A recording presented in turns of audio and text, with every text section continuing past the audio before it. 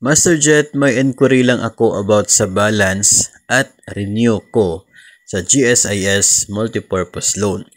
Bakit po ang balance ko ay 270,000 na lang, pero pag nag-renew ako, ang balance na babawasin sa akin ay 278,000. Saan po mapupunta ang 8,000 na difference? Salamat po. So, kapag nag-renew ka, tandaan po natin na hindi lamang po balance ng loan yung ibabawas from your gross loan amount, kundi included po doon ang para sa service fee ng inyo pong utang. Ngayon, kung 270,000 yung outstanding balance ng loan mo, hindi ka dapat mag-e-expect na upon renewal ay 270,000 din yung deduction from your gross loan.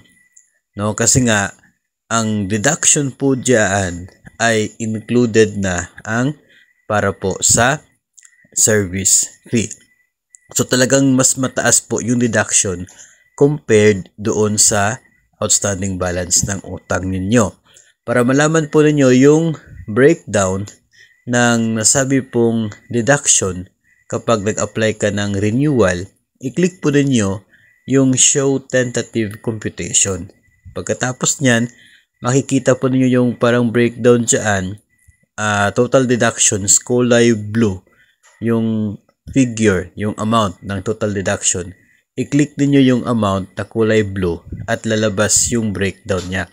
Magkano yung payment for the outstanding balance ng loan, magkano yung para sa service fee, magkano yung para sa advance charges, interest, ganyan, makikita po ninyo. And doon po ninyo malalaman kung saan napupunta yung nakadeduct mula po sa inyong loan application sa time po na kayo ay nag-renew sa multipurpose loan sa GSIS. At yun po ang magiging sagot kung bakit mas malaki ang deduction compared doon sa outstanding balance ng MPL.